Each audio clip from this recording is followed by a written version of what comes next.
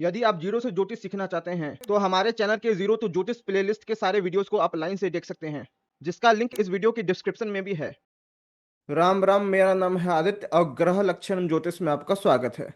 इस कोर्स के हम दूसरे चैप्टर पर अब आ गए हैं, जिसका नाम है मास्टरिंग द सिग्निफिकेशंस।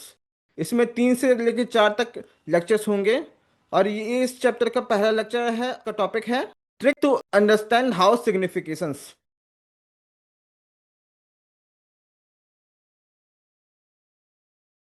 अब इस लेक्चर में हम 12 हाउसेस के बारे में पढ़ेंगे और ये जो लेक्चर है एकदम जीरो से शुरुआत हो रहा है। ये हाउस के बारे में हम जितना जानते हैं एकदम जीरो से लेके एडवांस लेवल तक हम लोग चलेंगे इसमें, इस लेक्चर में। अब देखिए, ये कुंडली है, ये फर्स्ट हाउस है, ये सेकंड हाउस है, third house, fourth house, fifth house, sixth house, seventh house, eight house, ninth house, tenth house, 11th house, 12th house.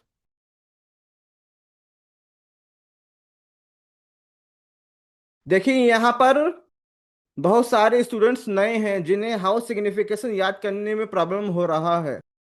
इस लेक्चर में मैं आपको प्रत्येक हाउस के सिग्निफिकेशन को कुछ कीवर्ड्स और स्टोरीज के माध्यम से मैं ऐसा समझाऊंगा कि वह आपको हमेशा के लिए याद हो जाएगा। ये जो लेक्चर है एक बेसिक आउटलाइन आपको देगा और एडवांस लेवल के सिग्निफिकेशंस मैं आगे के लेक्चर में जब जरूरत होगा, जब वो टॉपिक पढ़ाया जाएगा तब पढ़ाऊंगा। अब जैसा कि मैंने कहा था कि प्रश्न में क्या जरूरी है, सबसे जरूरी क्या है? जब भी कोई व्यक्ति आपके पास प्रश्न लेके आ रहा है तो प्रश्न का नेचर को समझना। ठीक है, प्रश्न क्या कहना चाहता है। तो सबसे जरूरी चीज है कि कार्यभाव होता है ना, कि हमको अगर मान लीजिए कि सामने वाला आया कि मेरा वीजा खो गया है या वीजा दूसरा कब बनेगा, या फिर पासपोर्ट खो गया है, या फिर नक्शा नहीं पास हो रहा है, ऐसा कोई आया, आपको पता ही नहीं है कि कैसे देखा जाता है, किस हाउस से देखा जाता है, तो कैसे आप उसका प्रिडिक्शन करेंगे, कैसे उसका भविष्य कथन करेंगे, प्रश्न में कैसे हल करेंगे। ठीक है, तो ये जो लेक्चर है हाउस सिग्निफिकेशन वाला वो जबान पे होना चाहिए, है कि नहीं? और ये जो बहुत कठिन चीज नहीं है, मैं एकदम स्टोरी वाइज आपको ऐसा समझाऊंगा कि आपको याद हो जाएगा। कोई रॉकेट साइंस नहीं है इसमें। अब हम यहाँ देखते हैं फर्स्ट हाउस के बारे में। अब जो फर्स्ट हाउस होता है सबसे पहले लिख लीजिए, उसको कहते हैं प्रथम भाव संस्कृत में और कोर हिंदी में।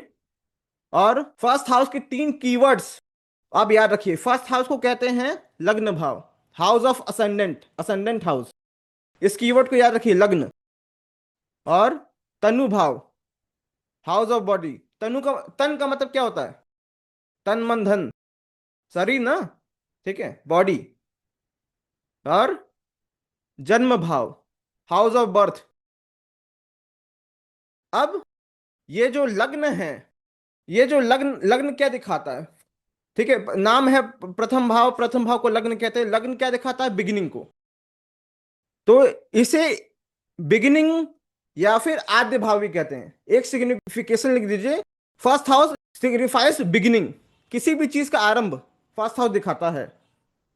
ठीक है, अब किसी भी चीज का आरंभ है तो ये भी दिखाता है कि आप संसार में किस वजह से प्रवेश किए हैं। एंट्रेंस टू द वर्ल्ड, माया में प्रवेश। जब भी किसी को व्यक्ति का जन्म होता है तो इस धरती में प्रवेश करता है, वो किस लिए किया है, ठीक है, क्या पर्पस है, वो लग्न ही बताएगा। तो लग्न अगर बिगिनिंग है तो जीवन का भी बिगिनिंग लग्न ही होगा ना, यानी बर्थ, जन्म भी लग्न बताता है। अब ये जो लग्न है वो क्या है? जीवन है, बिगिनिंग है। तो ये जीवन में उद्देश्य लग्न ही बताएगा। जन्म कुंडली में आप देखिए लग्न में कौन से ग्रह हैं, कितने शुभ ग्रह हैं, कितने अच्छे ग्रह हैं, लग्नेश कहाँ पे जाके बैठा है। लग्नेश जहां बैठा हुआ है वो जीवन का उद्देश्य है आपका। ठीक है, लिख लीजिए, लग्नेश यदि लग्न में है तो जीवन का उद्देश्य आप खुद हैं। सर एक पूछना था जी, आप जो लग्नेश बोल रहा है यानी वो फर्स्ट हाउस का स्वामी ना। हाँ। देखिए, हम क्या बोले, लग्न, लग्न क्या होता है? First house. एस क्या, ईस क्या होता है? उसको स्वामी, फर्स्ट हाउस स्वामी। ये इस चीज को भी ध्यान लीजिए, ईस मतलब होता है स्वामी, इंद्रेश, इंद्र का स्वामी। अब आगे चले। अब जो दूसरा कीवर्ड मैंने बताया था आपको, तनु भाव का, उसको आप लोग नोट करिए। तनु का मतलब क्या होता है? तनु का मतलब क्या होता है? बॉडी ना। तो जी लग्न हाँ। क्या दिखाएगा? Physical body. लिख लीजिए, शरीर, काया, फिजिकल बॉडी लग्न बताता है। अब यदि लग्न फिजिकल बॉडी दिखाता है तो इसका मतलब ये भी है ना कि लग्न खुद को भी दिखाता है ना, स्वयं को, सेल्फ। अब यदि लग्न बॉडी दिखा रहा है तो जाहिर सी बात है बॉडी का अपीयरेंस भी दिखाएगा, रूप। कैसा, मोटा शरीर का है, पतला शरीर का है, नाक का स्ट्रक्चर कैसा है, ठीक है, सर का स्ट्रक्चर कैसा है, पूरे बॉडी का स्ट्रक्चर कैसा है, वो सब बताता है। अब यदि लग्न रूप बता रहा है, स्ट्रक्चर बता रहा है, तो कॉम्प्लेक्शन यानी शरीर का रंग भी बता सकता है ना। ऐसे इसे याद हो जा रहा है ना, बस एक एक बॉडी से आप इतने सारे सिग्निफिकेशन आप निकाल ले रहे हैं, ठीक है। अब यदि लग्न बॉडी है तो बॉडी का हेल्थ भी आप लग्न से निकाल सकते हैं। अब कोरिलेट कैसे करना है वो मैं समझा रहा हूं। और यदि लग्न बॉडी है तो बॉडी का एटीट्यूड, ठीक है, बिहेवियर, एटीट्यूड, वो भी आप समझ सकते हैं ना, लग्न से ही देखा जाता है। अब लग्न यदि बॉडी है, एटीट्यूड है, बिहेवियर है, तो व्यक्ति का पर्सनैलिटी, व्यक्तित्व भी लग्न से ही देखा जाता है, यानी फर्स्ट हाउस से ही देखा जाता है। समझ में आया आपको? अब यदि व्यक्ति का जो पर्सनैलिटी है, बिहेवियर है, लग्न से यदि देखे तो इसका मतलब ये भी हो सकता है ना कि व्यक्ति के अंदर जो इन्नेट नेचर है, स्वभाव है, व्यक्ति का आंतरिक स्वभाव, वो भी लग्न से ही देखा जाएगा। दिमाग में क्लियर हो रहा है कि नहीं आप? हो रहा है। हम्म। बढ़िया है। इतना मेहनत करने का कुछ तो फायदा है। नहीं नहीं, आपका एनिमेशन से एकदम हाँ। क्लियर हो रहा है सर। तो वो क्या है ना कि हमको सबसे लिखना पड़ा, फिर कोरिलेट करना पड़ा कि कैसे समझाए स्टोरी वाइज। अभी तो बहुत सारा अच्छा अच्छा चीज है बारह भावों का।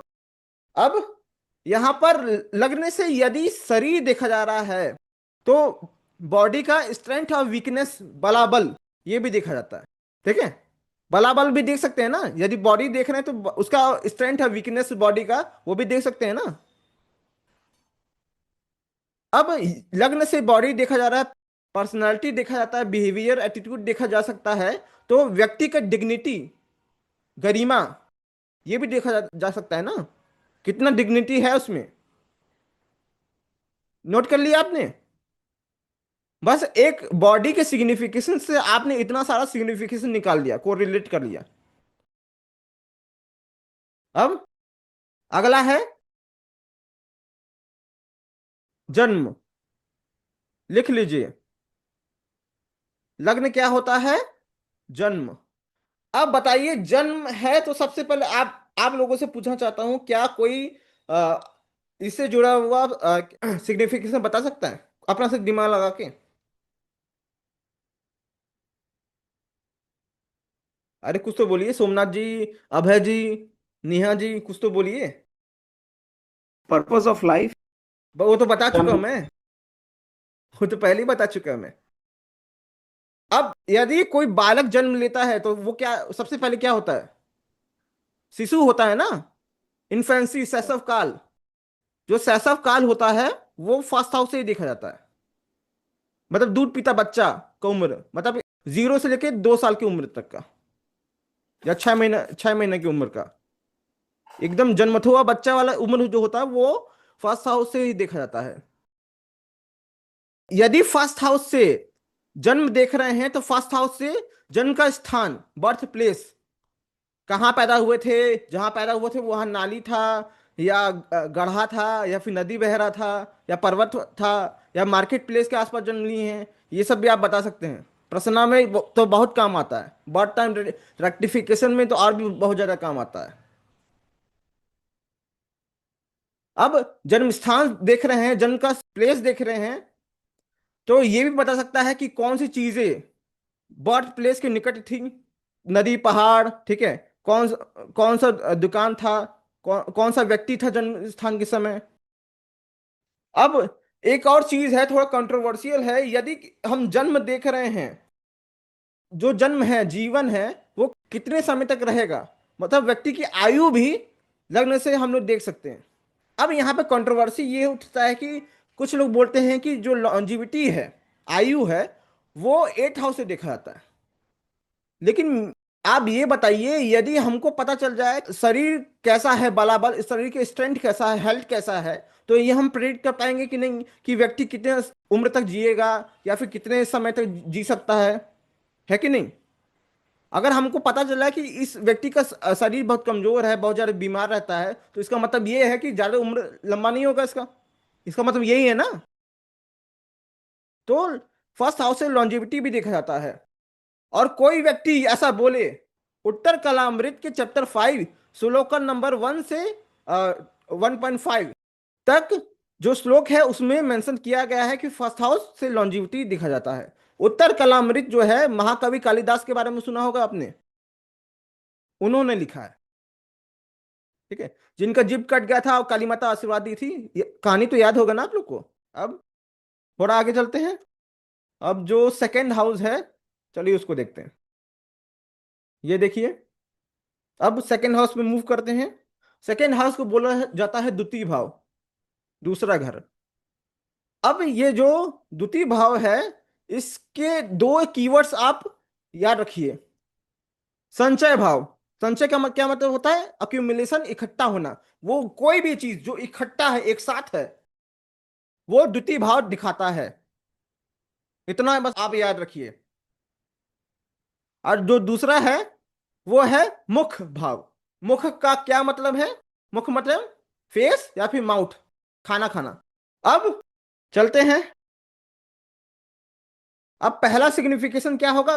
सबसे पहले व्यक्ति जब जन्म लेता है तो सबसे पहले वो कहाँ जाता है? कहाँ लोग इकट्ठा होते हैं? उस व्यक्ति की फैमिली ही इकट्ठी रहती है ना, कुटुंब, कुनबा इकट्ठे रहते हैं ना। एक व्यक्ति का फैमिली होता है क्या? एक व्यक्ति का फैमिली तो होता नहीं। जब ब्लड रिलेशन के लोग इकट्ठे होते हैं तो उसको कहते हैं फैमिली, कुटुंब। ये जो कुटुंब है ना, वो कुनबा को बता रहा है। फैमिली तो उसका बहुत लूज ट्रांसलेशन हो गया। एक होता है कुनबा, लार्ज फैमिली, जो आपके चाचा मामा ताऊ सब आ गए इसमें, कुटुंब में।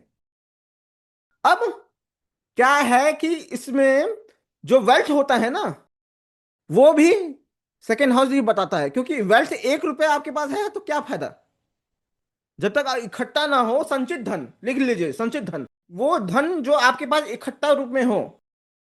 बैंक बैलेंस हो गया, है कि नहीं, कैश कैश हो गया, और भी बहुत सारी चीजें। अब तीसरा चीज है, अब देखिए एक और चीज लिख लीजिए। जो सेकंड हाउस होता है वो सस्टेनेंस का भाव होता है। फर्स्ट हाउस जन्म है, तो सेकंड हाउस पालन पोषण है। तो सेकंड हाउस स्टोर्ड रिसोर्सेस, संग्रहित संसाधन, वो संसाधन जो जीने के लिए जरूरी हैं, उसको संग्रह करना सेकंड हाउस कहलाता है। अब यदि सेकंड हाउस संचित धन है तो इसका मतलब ये है, और बैंक बैलेंस है, तो इसका मतलब ये हो सकता है कि सेकंड हाउस बैंक भी दिखाएगा, अधिकोष। याद हो रहा है कि नहीं आप लोग को? अब सेकंड हाउस वेल्थ है, तो बहुत सारा धन, जब हीरा जवाहरात जब इकट्ठा हो जाता है तो उसको कहते हैं ट्रेजर। ठीक है, खजाना। सेकंड हाउस खजाना दिखाता है, वेल्थ दिखाता है, तो ट्रेजरर भी दिखाएगा ना, खजांची, कोषाध्यक्ष। तो आपसे कोई बोले कि हमको कोषाध्यक्ष बनना है, कि बैंक में ट्रेजरर बनना है, या बैंक का मैनेजर बनना है, तो आप कौन सा हाउस लेंगे? सेकंड ना। Second house. ऐसे ही याद करना है। अब ये बताइए कि सेकंड हाउस यदि वेल्थ है, रिसोर्सेज है, तो इसका मतलब हो सकता है कि कीमती धातु भी सेकंड हाउस होंगे, जैसे सोना चांदी, ये सब भी सेकंड हाउस ही होता है। क्योंकि प्रीसियस चीजें है ना, प्रीसियस मेटल्स लिख लीजिए। अब यदि प्रीसियस मेटल्स है, तो जितने भी जेम्स है, रत्न है, ठीक है, माणिक्य हो गया, मूंगा हो गया, नीलम हो गया, ये सब भी सेकंड हाउस ही दर्शाता है। अब यदि सेकंड हाउस, मान लीजिए कि यदि प्रीसियस मेटल्स है, सोना चांदी है, तो इसका मतलब ये भी हो सकता है ना कि आभूषण, आभूषण भी सेकंड हाउस हो सकता है कि नहीं, ज्वेलरी। अब सेकंड हाउस वो धन है जो आसानी से उपयोग हो सके, इकट्ठा हो, आसानी से उपयोग हो सके। तो जो लिक्विड कैश होता है, नकदी, आपके पास 100 करोड़ का प्रॉपर्टी है, लेकिन जरूरत पड़ जाए कि अभी हमको 1 करोड़ का जरूरत है, कहीं कहीं पैसा देना है, तो आप 100 करोड़ को प्रॉपर्टी नहीं ना बेचेंगे, क्या फायदा? जब तक आपके पास लिक्विड मनी नहीं है तब तक जीवन में सिक्योरिटी नहीं है जीवन में, ठीक है। तो सेकेंड हाउस लिक्विड मनी दिखाता है, नकदी पैसा जो खर्चने के लिए एकदम एक स्टेप में खर्च सके उसको, किसी भी प्रकार का, जैसे बैंक में पड़ा हुआ धन है कि नहीं, या फिर आपके पास रखा हुआ धन, काला धन भी हो सकता है ना, काला धन भी लिख दीजिए, ब्लैक मनी। नहीं काला धन मत लिखिए, एट हाउस में होता है काला धन। एट हाउस में हम भुला गए, एट हाउस में होता है, एट हाउस में लिख लीजिएगा। अब यदि बताइए सेकेंड हाउस यदि फैमिली दिखा रहा है तो इसका मतलब ये है सेकेंड हाउस फैमिली का देती यानी कुल देवता को भी दर्शाएगा। तो अब यहां पर एक एक बात हमको बताइए कि अब संचित भाव तो हो गया, अब संचित भाव से इतना सब चीज आप निकाल सकते हैं, इसके अलावा भी बहुत सारी चीजें आप निकाल सकते हैं यदि दिमाग लगाए तो अब जब भी आप कोई किताब पढ़ेंगे, क्लासिक्स पढ़ेंगे, तो ऐसे को रिलेट करना है, ठीक है। ऐसे एक सिग्निफिकेशन को दूसरे सिग्निफिकेशन से को रिलेट करेंगे तभी आप याद कर पाएंगे, वरना हम भी खुद नहीं याद कर पाएंगे, ठीक है। हमको भी खुद नहीं इतना याद हो पाएगा। अब आगे ये देखते हैं। अब जो दूसरा है वो है मुख भाव। मुख का क्या क्या मतलब होता है, पूरा फेस और या फिर मुंह, द्वार। अब जो ये जो मुख भाव है तो आप समझ लीजिए कि ये मुख है, तो मुख क्या, सबसे पहले मुंह क्या होता है, मुख में होता है, मुख से क्या करते हैं, बोलते हैं ना। तो सेकेंड हाउस स्पीच दिखाता है। मुख में क्या होता है, दांत दांत दांत होता है, जीभ होता है। जीभ बोलते किससे हैं, होठ से होते हैं, जीभ से भी बोलते हैं ना, जीभ से बोलते हैं, होठ से भी बोलते हैं ना, तो सेकेंड हाउस होठ भी दिखाता है। और मुख में क्या होता है, दांत। दांत। दांत बोला था ना किसी ने। और जी सेकेंड हाउस से हम लोग क्या करते हैं स्पीच के अलावा, सेकेंड हाउस से हम फूड या फिर इनटेक, अन्न को ग्रहण करना या फिर फूड, किसी भी प्रकार का फूड। तो सेकेंड हाउस से हम सिर्फ खाते थोड़ी ना, पीते भी तो हैं। तो सेकेंड हाउस से पानी, ठीक है, पीने की आदत, ड्रिंकिंग हैबिट्स, यानी क्या पीना, यानी शराबी है कि नहीं, वो सेकेंड हाउस से पता लगेगा। अब जो सेकेंड हाउस होता है वो मुख होता है यानी फेस होता है, तो फेस पे क्या और क्या चीजें होती हैं, नासिका आईज होता नो है और नोज भी होता है। तो सेकेंड हाउस क्या होता है, आईज और नोज, ठीक है। अब आगे चलते हैं, अगला क्या होगा, थर्ड हाउस। अब थर्ड हाउस, यहां पर थर्ड हाउस को तीसरा घर या तृतीय भाव भी कहते हैं, लिख लीजिए। कुछ लोग हिंदी संस्कृत नहीं जानते, जानना चाहिए। अब एक कीवर्ड्स आप लिखिए, तीसरे भाव को कहते हैं सहज भाव। सहज का क्या मतलब होता है, सह और धन ज, सह मतलब होता है साथ वाला, और ज मतलब होता है जन्म लेने वाला या फिर उत्पन्न होने वाला, यानी वह व्यक्ति जो साथ उत्पन्न हो या फिर साथ तुम्हारे साथ रहे, उसको कहते हैं सहज। और सहज का एक और मतलब भी होता है सरलता से, है कि नहीं, दो मतलब होते हैं ना। तो सहज का मतलब होता है साथ रहने वाला या फिर सरलता। अब एक और कीवर्ड आप लिखिए, ये जो थर्ड हाउस होता है वो होता है हस्त भाव। हस्त क्या होता है, हाथ होता है ना, हाथ से रिलेटेड जितने भी चीजें हैं वो थर्ड हाउस बताएगा। तो मैनुअल स्किल्स, हाथ से जितना भी मैनुअल स्किल्स किया जाता है वो थर्ड हाउस बताता है। तो सबसे पहले देखते हैं सहज भाव का सिग्निफिकेशंस। अब जो सहज है मतलब साथ उत्पन्न होने वाला ना, तो साथ उत्पन्न कौन सा होता है आपके पास, आपका कोबॉर्न, सिबलिंग, सहोदर। अब सिबलिंग होता है तो स्पेसिफिकली भाई, सहज तृतीय भाव से देखा जाता है। अब कुछ व्यक्तियों के लिए कभी किसी का भाई नहीं होता है, तो व्यक्ति अपने दोस्तों को भी भाई कहते हैं ना, तुम तो मेरे भाई जैसे हो। कोई भी लड़का जो अपने दोस्त दोस्त नहीं बोलते, भाई बोलते हैं, है कि नहीं। कोई कोई डिसअग्री करता है क्या, अरे नहीं ना। अरे नहीं हमारा नहीं। कोई स्कूल फ्रेंड है, कॉलेज फ्रेंड है, हम क्या, और भाई क्या हालचाल है, ये बोलो, ऑल दोस्त बोलो, दोस्त दोस्त बोलने मतलब ये जिगरी नहीं है, दूर से भगा देते हैं। तो इसका मतलब क्या है कि थर्ड हाउस जो होता है वो फ्रेंड भी दर्शाता है। अब बताइए कि मैंने क्या बोला था कि थर्ड हाउस क्या होता है, कंपेनियन, यानी साथ रहने वाला या साथ उत्पन्न होने वाला, मतलब एक ही परिस्थिति झेलने वाला। तो अगर आप किसी कहीं पर जॉब करते हैं, आपके टीम को डांटा गया, आपको भी दुख हुआ, आप भी डांट सुने, आपका सहकर्मी भी डांट सुनेगा ना, ठीक है, कलीग इज थर्ड हाउस, समझे कि नहीं, आपके साथ रहने वाला।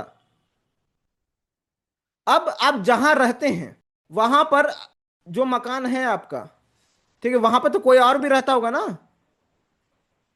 आसपास, तो आपका पड़ोसी, वो भी थर्ड हाउस से ही देखा जाता है। अब जिस व्यक्ति के अंदर सरलता हो, सहज का मतलब एक और मतलब होता है सरलता, आसानी से।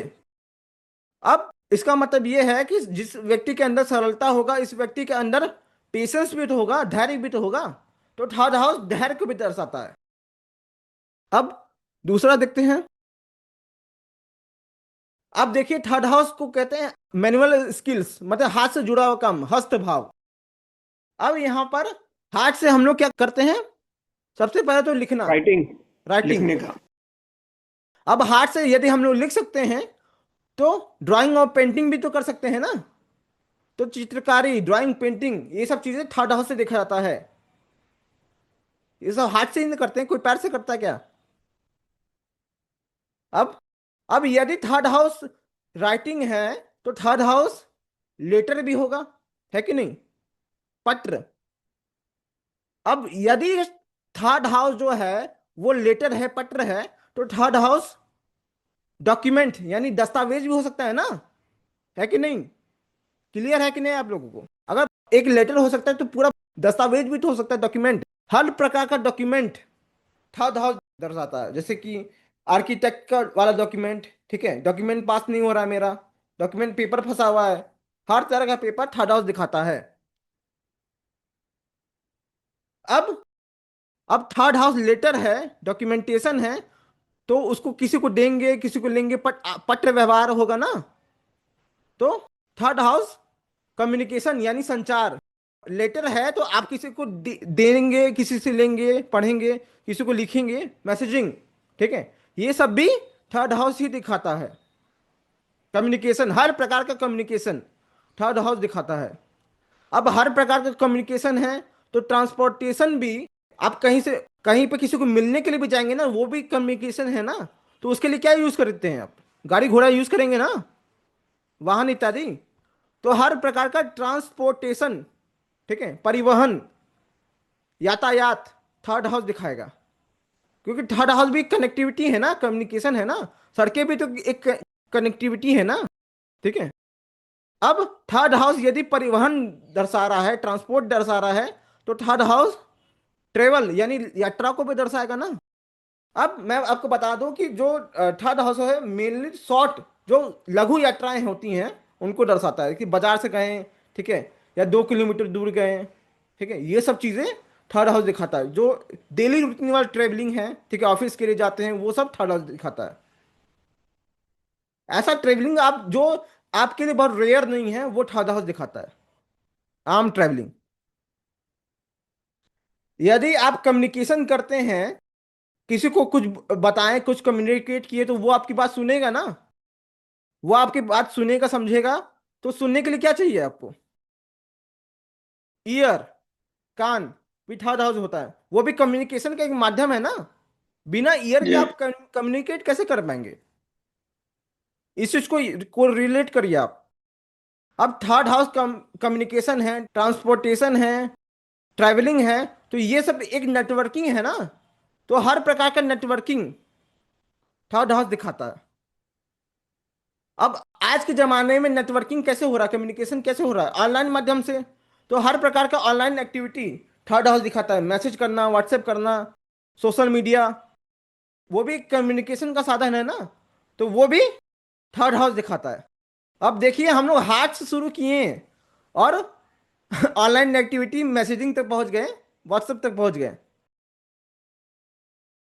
अब थर्ड हाउस क्या होता है, एनी स्किल, किसी भी प्रकार का स्किल दिखाता है। अब स्किल को दिखाने के लिए आपको एफर्ट लगाना पड़ेगा, आ गया ना, प्रयत्न। अब अब एफर्ट करते हैं तो साथ में हार्डवर्क भी तो करना पड़ेगा, तभी ना एफर्ट कर पाएंगे, मेहनत। फिर थर्ड हाउस दिखाता है। अब यदि एफर्ट लगाते हैं, हार्डवर्क करते हैं, तो जो उसको करने के लिए जो पराक्रम चाहता है, करेज चाहता है, वो भी थर्ड हाउस दिखाता है। अब यदि आप में एफर्ट करने की क्षमता हो, मेहनत करने की क्षमता हो, पराक्रम दिखाने की क्षमता हो, तो आप दृढ़ हो जाते हैं ना, प्रिजर्वरेंस यानी दृढ़ता, आप कठोर हो जाते हैं। तो दृढ़ता जो है थर्ड हाउस दिखाता है। यदि आप में मेहनत पराक्रम दिखाने की क्षमता है, तो आप स्पोर्ट्समैनशिप वाले आदमी होंगे ना। तो यानी हर प्रकार का स्पोर्ट्स, उसमें भी तो मेहनत लगता है ना। अब अगला देखते हैं, चलिए अब फोर्थ हाउस पर बढ़ते हैं। अब फोर्थ हाउस के लिए आप सिग्निफिकेशन या फिर कीवर्ड्स सबसे पहले आप नोट करिए, मनोभाव। तो फोर्थ हाउस का सबसे पहला सिग्निफिकेशन है मन। देखिए, मन का जो इंग्लिश होता है ना, वो होता ही नहीं है। मन का इंग्लिश माइंड कहते हैं, लेकिन मन का इंग्लिश मन ही होता है। कोई इंग्लिश तो बना नहीं है, तो मैंने माइंड लिख दिया। जो अंग्रेज होते हैं ना, जब भी हम लोग मन बोलते हैं, वो माइंड समझते हैं। आप लोग इतना भेद रखिएगा। मनोभाव मतलब मन के अंदर क्या चल रहा है, यानी माइंड के अंदर क्या चल रहा है। और जो दूसरा कीवर्ड्स याद रखिए, वो है सुख भाव, हैप्पीनेस। हर तरह का हैप्पीनेस फोर्थ हाउस दिखाता है। हर प्रकार की मन की स्थिति फोर्थ हाउस दिखाता है, याद रखिए। अब अब मनोभाव है, तो फोर्थ हाउस सबसे पहले क्या दिखाएगा? पीस ऑफ माइंड, यानी मन। मन की शांति भी लिख सकते हैं, मन भी लिख सकते हैं। मैंने एक्चुअल ट्रांसलेशन तो नहीं किया है, ठीक है, ताकि आपको एक ही बॉक्स में दो मिल जाए। मन है, मन की शांति है। अब मन है, तो जाहिर सी बात है, फोर्थ हाउस यदि मन को दिखा रहा है, तो मन में क्या हो चीज होती हैं? भावनाएं। मन में भावनाएं होती है कि नहीं, इमोशंस। तो फोर्थ हाउस जो है इमोशंस को भी दर्शाता है। अब फोर्थ हाउस यदि इमोशंस दिखाता है, मन दिखाता है, पीस ऑफ माइंड दिखाता है, तो इनर कॉन्शियसनेस जो आपके मन के अंदर चल रहा है, इनर कॉन्शियसनेस यानी चित्त, वो भी दर्शाएगा मन। अब यदि आपके भावनाएं, इनर कॉन्शियसनेस और मन, ये सब चीजें फोर्थ हाउस दिखाता है, तो आपके जो पैशन है, जुनून है, जुनून, ठीक है, जुनून इज अ कारका ऑफ फोर्थ हाउस। सिग्निफिकेशन को हिंदी में कारक कहते हैं रिप्रेजेंटेटर, लिख लीजिए आप।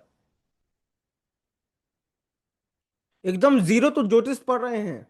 तो अब इसमें जो मन है, अब मन अच्छा रहेगा, ठीक है, भावनाएं ठीक रहेंगी, स्टेबल रहेंगी, तो आप में सुरक्षा की भावना होगी, यानी सेंस ऑफ सिक्योरिटी।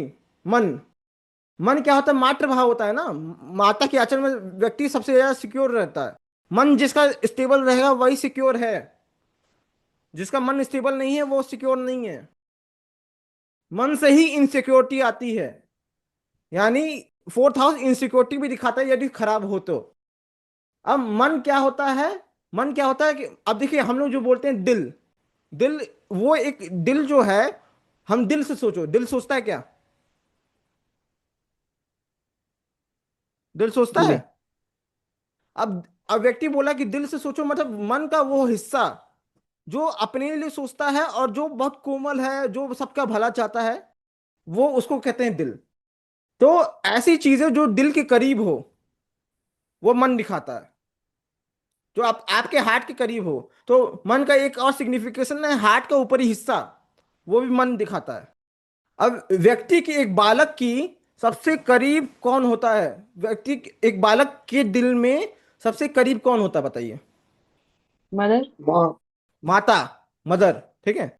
अब मदर है, तो मदर के खानदान के जितने चीजें हैं, मदर साइड, ननिहाल, वो भी मन दर्शाता है। अब दिल के करीब आपके फ्रेंड्स भी होते हैं, रिलेटिव भी होते हैं ना। तो मन बंधु, यानी फ्रेंड्स या फिर रिलेटिव। बंधु शब्द रिलेटिव के लिए भी उपयोग किया जाता है, फ्रेंड्स के लिए भी उपयोग किया जाता है, एकदम क्लोज फ्रेंड, क्लोज वाला फ्रेंड।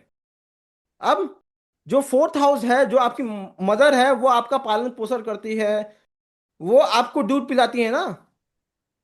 तो जितनी भी चीजें होती हैं जो दूध देती हैं, वो भी फोर्थ हाउस दिखाता है। यानी दुधारू पशु, कैटल, गाय हो गई, भैंस हो गई, जिसका भी आप दूध पीते हैं, जो भी दूध दे सकती है, जिसका भी दूध व्यक्ति उपयोग करता है, उसको फोर्थ हाउस से दिखाता है। एक और चीज आप लोग लिख लीजिए, फोर्थ हाउस दिखाता है ब्रेस्ट को, चेस्ट एरिया को। अब अब आगे बढ़ते हैं।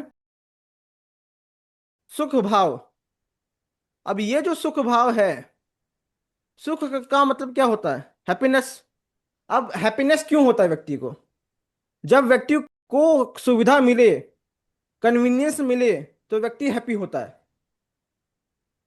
आप किसी तरह की दुविधा में हो तो अब आप हैप्पी हो सकते हैं।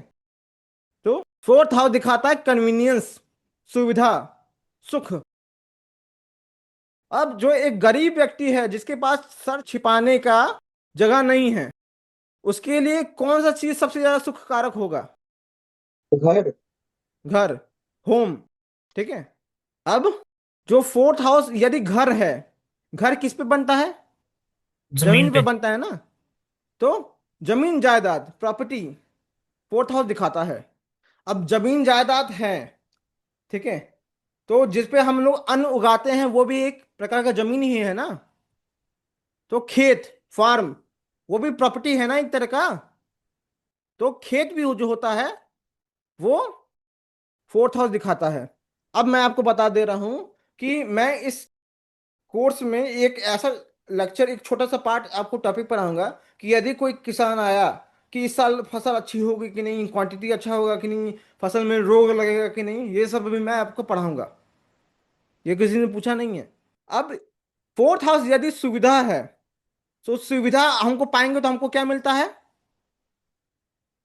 आराम, कंफर्ट। सुविधा से ना कंफर्ट मिलता है। तो फोर्थ हाउस दिखाता है कंफर्ट। कंफर्ट हमको एक और चीज से भी मिलता है, लग्जरी, विलासिता, लग्जरियस लाइफ, फोर्थ हाउस दिखाता है। लिख लीजिए। अब लग्जरी आपके पास है, यानी लग्जरी आपके लिए क्या है? लग्जर, जिसके पास भी लग्जरी है, वो एक तरह का उसके लिए एसेट है ना, निधि, एक तरह का एसेट। विलासिता एक तरह का एसेट है, निधि है, जो सबको प्राप्त नहीं होता। तो फोर्थ हाउस दिखाता है एसेट, जो भी आपके पास एसेट हो। प्रॉपर्टी भी एक तरह का एसेट होता है ना, है कि नहीं? अब लग्जरी क्या होता है, एसेट क्या होता है? व्हीकल। पहले के जमाने, आज के जमाने में तो नहीं है, लेकिन पहले के जमाने में साइकिल भी आ जाता था ना गांव पे, कि किसी के यहाँ साइकिल भी है, अरे बहुत बड़े आदमी साइकिल रख ले बटन, है कि नहीं? उत्तर प्रदेश में तो था, गांव देहात में। तो हर प्रकार का व्हीकल हो गया, गाड़ी घोड़ा, द्विपहिया, ये सब दिखाता है फोर्थ हाउस। तो फोर्थ हाउस, वाहन भी एक तरह का लग्जरी का आइटम ही होता है। जिसके पास वाहन है, उसके पास सुविधा है, कहीं भी जा सकता है। अब हम लोग अगला देखते हैं। अगला क्या होगा? फिफ्थ हाउस, जिसको कहते हैं पंचम भाव। अब आप लोग नोट करिए कि जो फिफ्थ हाउस होता है, वो होता है बुद्धि भाव, है कि नहीं? बुद्धि क्या होता है? इंटेलिजेंस। इतना याद रखिए। अब जो दूसरा कीवर्ड्स है, वो है पूर्व पुण्य भाव, यानी फार्मर वर्च्यू, जो पहले आपने पुण्य किए हैं, जो पिछले जन्म में आपने पुण्य किए हैं, उनका कलेक्शन, वो कितना है, क्या किए थे पिछले जन्म में, ये सब दिखाता है फिफ्थ हाउस। अब हमको एक एक करके देखेंगे हम लोग। सबसे पहले बुद्धि देखते हैं। अब यदि फिफ्थ हाउस बुद्धि है, इंटेलिजेंस है, तो जिसके पास बुद्धि अच्छा होता है, वो लर्निंग भी अच्छा कर सकता है ना, अच्छा सीख सकता है, विद्या ग्रहण भी अच्छे से कर सकता है ना। तो फिफ्थ हाउस विद्या भी दिखाता है, नॉलेज भी दिखाता है, और लर्निंग भी दिखाता है कि नहीं? अब फिफ्थ हाउस यदि बुद्धि है, लर्निंग है, तो फिफ्थ हाउस अब बेसिकली क्या होता है? बुद्धि है तो बुद्धि की सारी चीजें, ऑल मर्करियन ट्रेड्स, बुध ग्रह के सारे लक्षण फिफ्थ हाउस से देखे जाते हैं। बुध ग्रह क्या होता है? बुध ग्रह प्रिंस होता है ना, एक 10 साल का बच्चा, ठीक है, जो राजा के बेटा है, वो कहीं भी कुछ भी कर सकता है। तो उसके लिए अम्यूजमेंट या फिर इंजॉयमेंट, अम्यूजमेंट हो गया, इंजॉयमेंट हो गया, तो वो फिफ्थ हाउस और मर्करी दोनों से देखा जाता है। अब बुध ग्रह व्यक्ति पर इंटेलिजेंस है, मर्करी का ट्रेट है, तो उसके अंदर एक क्रिएटिविटी भी तो हो सकता है ना, रचनात्मकता। अब बुध ग्रह क्या होता है? बुध ग्रह मर्करी ट्रेट एक होता है आशिक मिजाज, बॉयफ्रेंड गर्लफ्रेंड, प्रेमी प्रेमिका। तो फिफ्थ हाउस से प्रेमी प्रेमिका को देखा जा सकता है। अब यदि जो फिफ्थ हाउस है वो प्रेमी प्रेमिका बॉयफ्रेंड गर्लफ्रेंड को दिखा रहा है, तो जो प्रेमी प्रेमिका का लीला होता है ना, बाबू सोना, ठीक है, रोमांस, ये सभी फिफ्थ हाउस भी बताता है। अब फिफ्थ हाउस इंटेलिजेंस है, तो इंटेलिजेंस में व्यक्ति बुद्धि लगाता है, जोड़ तोड़ करता है, तो जोड़ तोड़ करने के इंटेलिजेंस की बल पे जल्दी पैसा कमाना चाहता है। तो फिफ्थ हाउस दिखाता है जल्दी पैसा कमाने के लिए क्या करते हैं सब लोग? जुआ खेलते हैं, गैम्बलिंग करते हैं, है कि नहीं? तो फिफ्थ हाउस गैम्बलिंग को भी दर्शाता है। अब गैम्बलिंग में क्या करना रहता है? स्पेकुलेशन करना पड़ता है ना, सट्टा के लिए क्या करना पड़ता है? स्पेकुलेशन यानी अनुमान लगाना। वो कोई भी काम जो स्पेकुलेशन से संबंधित हो वो फिफ्थ हाउस से दिखाता है, क्योंकि फिफ्थ हाउस है इंटेलिजेंस। अब इसमें क्या क्या सिस्टम है? फिफ्थ हाउस होता है जो लॉटरी को भी दर्शाता है। लॉटरी, गैम्बलिंग एक जुआ है ना, तो लॉटरी भी एक तरह का जुआ है ना, लगे कि नहीं लगे। अब फिफ्थ हाउस यदि स्पेकुलेशन है, तो फिफ्थ हाउस स्टॉक मार्केट यानी शेयर बाजार को भी दर्शाता है ना, है कि नहीं? और शेयर मार्केट भी एक जुआ ही है, भले लोग ना माने, लेकिन एक तरह का जुआ ही है। अब यहां पे ये देखिए, अब हमको पूर्व पुण्य से प्रिडिक्शन करना है। अब यदि फिफ्थ हाउस पूर्व पुण्य दिखाता है, तो इसका क्या मतलब है कि वो पूर्व पुण्य क्या होता है? पिछले जन्म का कर्म, तो पास्ट कर्म, प्रीवियस डीड्स, जो पिछले जन्म में आपने किया है, वो फिफ्थ हाउस दर्शाता है।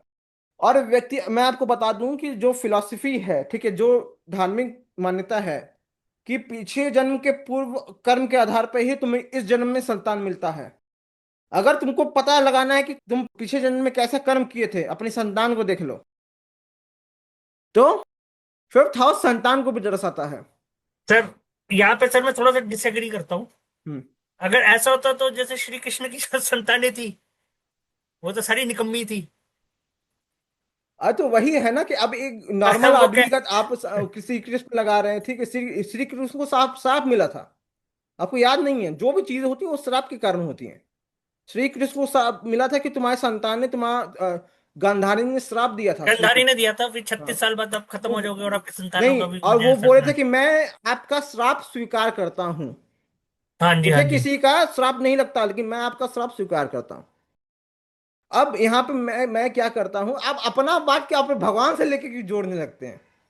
ठीक है। नहीं नहीं, मैं वैसे ही पूछ रहा हूँ क्योंकि नहीं, अब मतलब मैं आपको एक चीज बता दे रहा हूं कि अब देखिए क्या होता है कि जो आपका कर्म है ना, वो ट्रांसफर होता है।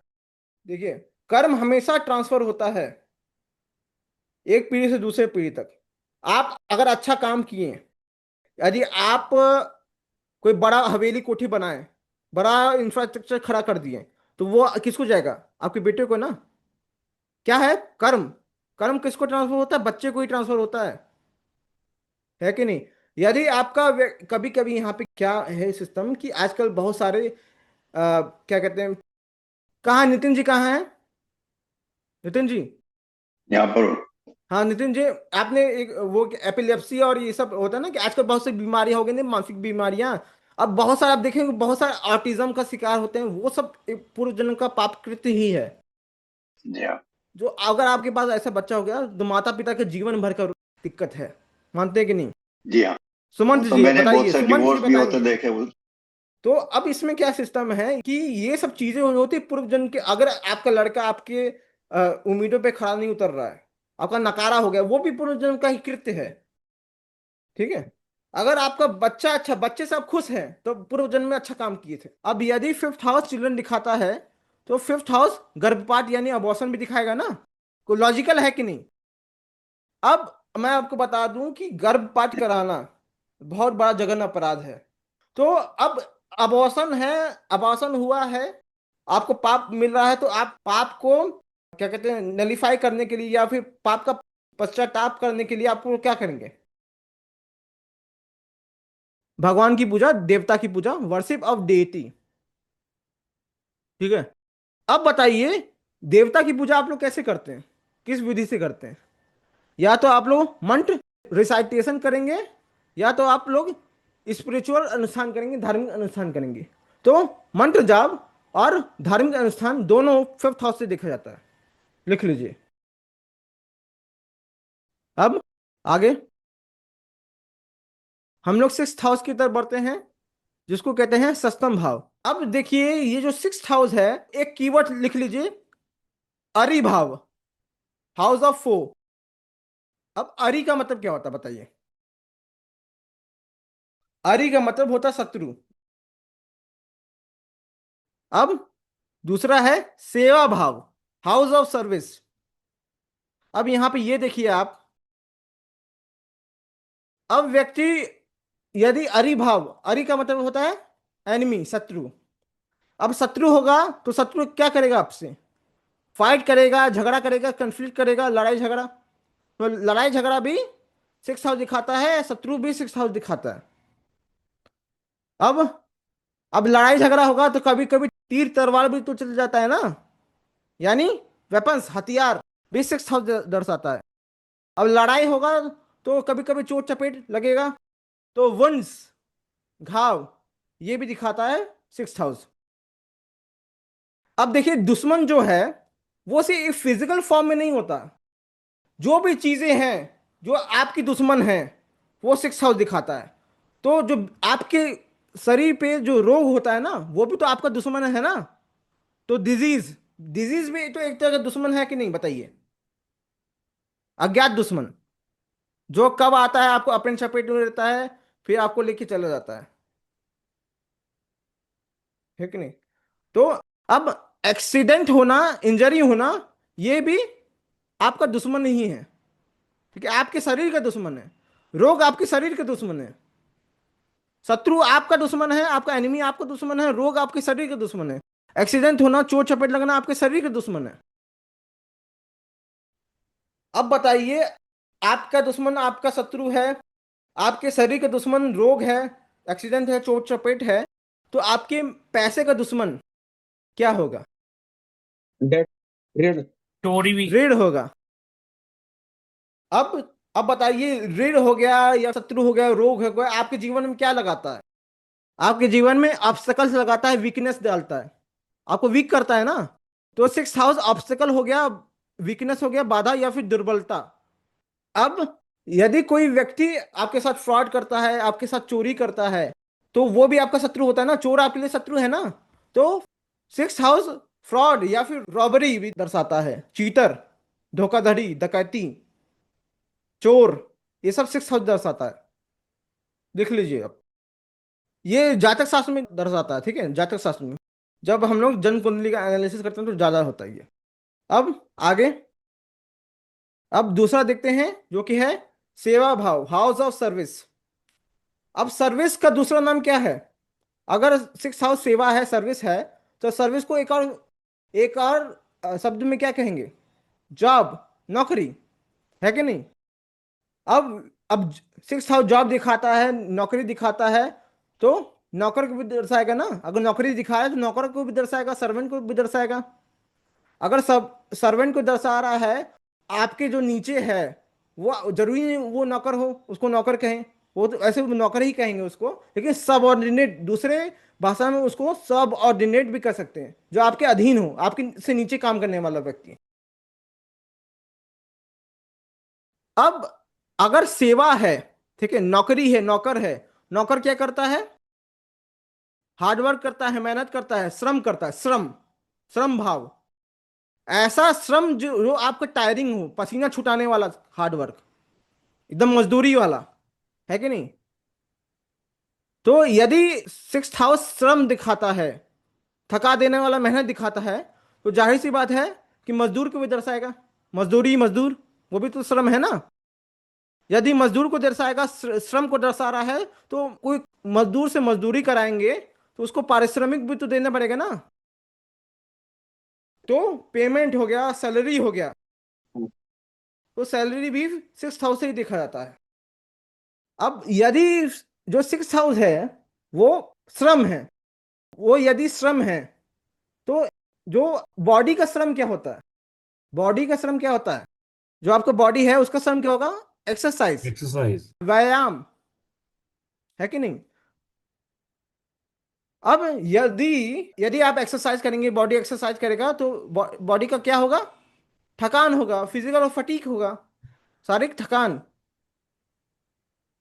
वो भी सिक्स दर्शाता है। अब यदि एक्सरसाइज करेंगे आप, तो बॉडी क्या होगा? फिट होगा, स्वास्थ्य, फिटनेस दिखाता है, फिटनेस दिखाता है सिक्स हाउस। सिक्स हाउस से। अब आगे सेवेंथ हाउस पर जाते हैं। सेवेंथ हाउस को बोलते हैं सप्तम भाव, सातवां घर। और आप कीवर्ड्स नोट करिए, कोई कीवर्ड बताएगा कोई? स्पाउस, पाउस हो गया, ठीक है। बिजनेस हो गया। हम्म सक्सेस, रिलेशनशिप। ये सही बोला, यही पार्टनर। सही सही बोला। अब यहाँ पर एक कीवर्ड लिखिए। सेवेंथ हाउस को हम लोग संबंध भाव भी कह सकते हैं, हाउस ऑफ रिलेशनशिप्स। और सेवेंथ हाउस को शास्त्रों में कलेक्टर भाव कहते हैं, house of private parts, बटक area. अब चलिए सेवेंथ हाउस के संबंध भाव से हम लोग को रिलेशन बैठाते हैं। अब रिलेशन है, ठीक है, रिलेशनशिप है, तो सेवेंथ हाउस क्या दिखाएगा? पार्टनरशिप। पार्टनरशिप भी एक तरह का रिलेशनशिप है ना, साझेदारी। आपका जीवन का साझेदार कौन होता है आपके जीवन में? Wife, husband, spouse. यदि लड़का है तो उसके लिए वाइफ होगा, यदि लड़की है तो उसके लिए हस्बैंड होगा, है कि नहीं? वो भी एक पार्टनरशिप है ना, आपके लिए पार्टनर है ना आपकी लाइफ के। अब यदि सेवेंथ हाउस वाइफ और हस्बैंड को दर्शा रहा है, तो जाहिर सी बात है कि मैरिज को भी दर्शाएगा। अब यहाँ पे ये देखिए, यदि सेवेंथ हाउस पार्टनर है, पार्टनरशिप दिखाता है, तो ये बिजनेस पार्टनर भी तो हो सकता है ना, है कि नहीं? लाइफ पार्टनर, बिजनेस पार्टनर भी दिखा सकता है कि नहीं? तो सेवेंथ हाउस दिखाता है बिजनेस पार्टनर, लाइफ पार्टनर भी दिखा रहा है, बिजनेस पार्टनर भी दिखा रहा है। अब यदि बिजनेस पार्टनर दिखा रहा है, तो उसका मतलब ये भी हो सकता है ये बिजनेस को भी दर्शाता है, यानी ट्रेड, बिजनेस, व्यापार। Seventh house indicates business. अब यदि आप बिजनेस करेंगे, ट्रेड वेड करेंगे या बिजनेस करेंगे, व्यापार खोलेंगे, तो आपको एक जगह खोलना पड़ेगा ना। वो हो गया शॉप, हो गया शोरूम, हो गया कुछ भी हो सकता है ना, जहां पे आप व्यापार करते हैं। ये जैसे मैं पढ़ा रहा हूं वैसे कोई पढ़ाता नहीं है, ठीक है। अब यदि आप बिजनेस कर रहे हैं, शॉप खोले हैं, तो आप बिजनेस डील करना चाहेंगे, तो उसके लिए आपको लोगों से मिलना पड़ेगा। तो उसके लिए आपको क्या करना पड़ेगा? यात्रा करना पड़ेगा। तो seventh house business, travel, travel भी दर्शाता है, मुख्य तौर पे व्यापार हेतु जो यात्रा होती हैं उनको दर्शाता है। अब बिजनेस करने के लिए आप यात्रा करेंगे कि सामने वाले से मिलेंगे, तो किसी ना कोई डील क्रैक करेंगे, अग्रीमेंट करेंगे ना। तो जो अग्रीमेंट, डील क्रैक करने के बाद अग्रीमेंट करते हैं, समझौता, करार, उसको भी सेवेंथ हाउस से देखा जाता है।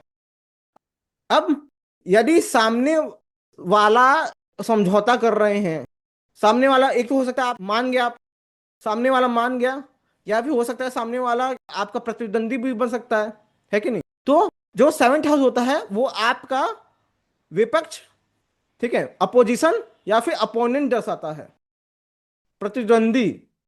अब आगे, अब देखते हैं कलत्र भाव। कलत्र भाव को प्राइवेट पार्ट भी कह सकते हैं, बटक एरिया से समझना चाहिए। जो कलेक्टर भाव है, कलेक्टर का मतलब होता है बतख, यानी नितंब, हिंदी में नितंब कहते हैं, नितंब, बतख एरिया। अब यदि सेवेंथ हाउस बतख एरिया है तो ये जेनाइटर्स भी दिखा सकता है, या फिर जननांग भी कह सकते हैं, जेनेटल भी कह सकते हैं। ठीक है, यहाँ पे जननांग जिसे यूरिन पास किया जाए वो भी कह सकते हैं हम लोग। अब जिसे यूरिन पास किया जाता है वो मूत्रवाहिनी या फिर मूत्राशय, यूरेटर या फिर ब्लैडर भी कह सकते हैं हम लोग। यदि हम लोग जननांग कह रहे हैं सेवेंथ हाउस को, तो लड़की के किस में जननांग क्या होता है? अंडाशय, ओवरी, वही ना जननांग होता है। अब जो सेवेंथ हाउस होता है, यदि ओवरी है, ओवरी किसके लिए यूज होता है? कंसेप्शन के लिए यूज होता है ना, गर्भ धारण करने के लिए यूज होता है ना। तो सेवेंथ हाउस से गर्भ धारण भी देख सकते हैं। अब कंसेप्शन क्यों होता है? किसी व्यक्ति के अंदर यूनियन करने की, सेक्स करने की इच्छा उत्पन्न हो तभी ना कंसेप्शन करेगा।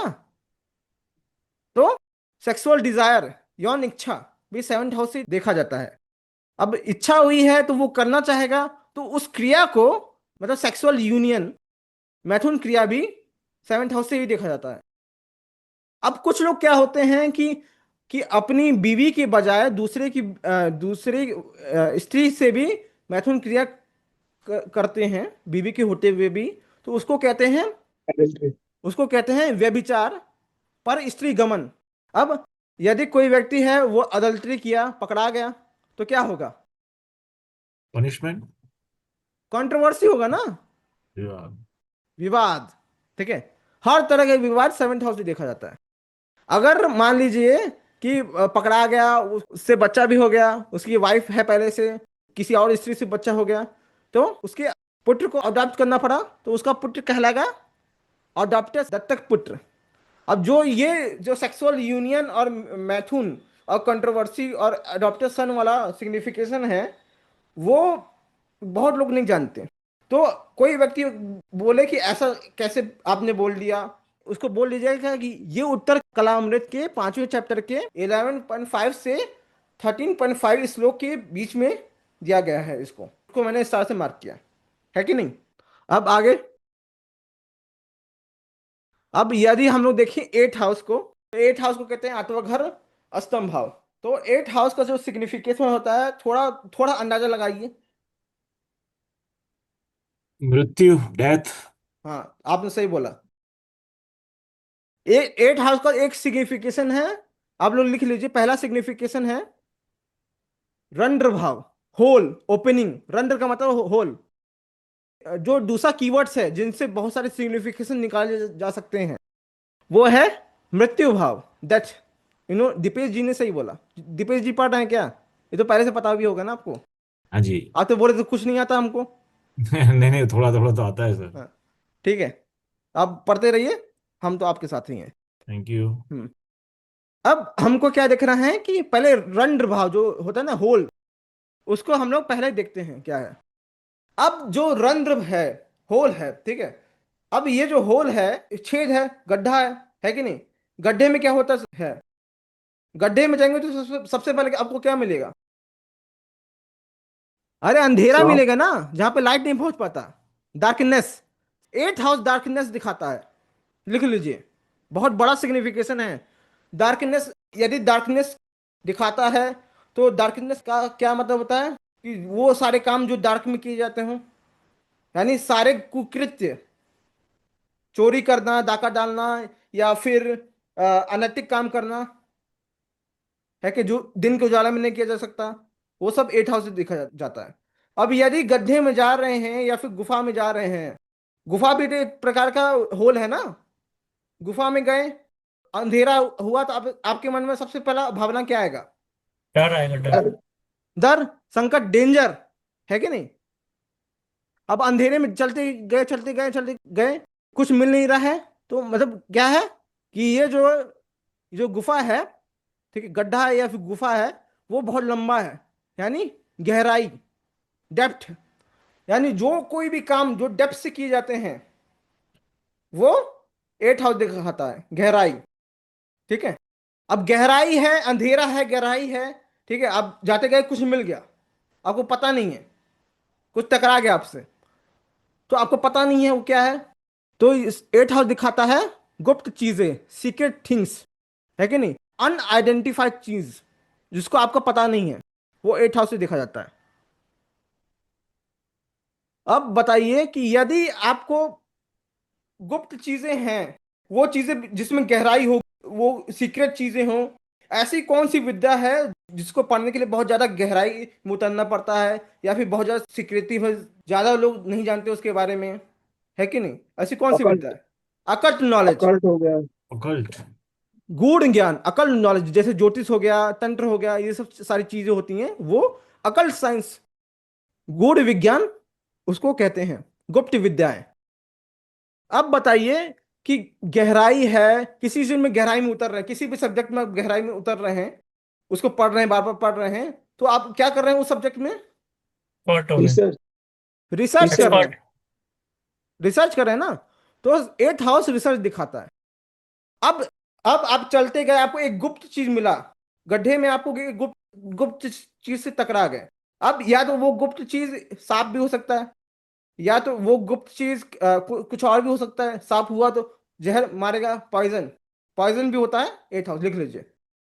यदि गड्ढे में घुसे, सांप और कुछ नहीं मिला लेकिन खजाना मिल गया, अनर्जित धन, खजाना, वो दिखाता है 8th हाउस। खजाना का मतलब इसमें ऐसा है कि वो धन, वो खजाना जो बिना मेहनत से मिला हो, बिना खुद की मेहनत से मिला हो, किसी और दूसरे का, जिसके लिए आपको एफर्ट नहीं मानना पड़े, उसको कहते हैं अर्न अर्न मनी। बिना बिना एफर्ट के धन, बिना मेहनत के धन।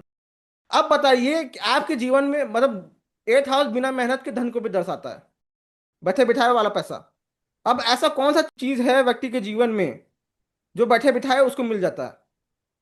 Hereditary money. पैतृक संपत्ति।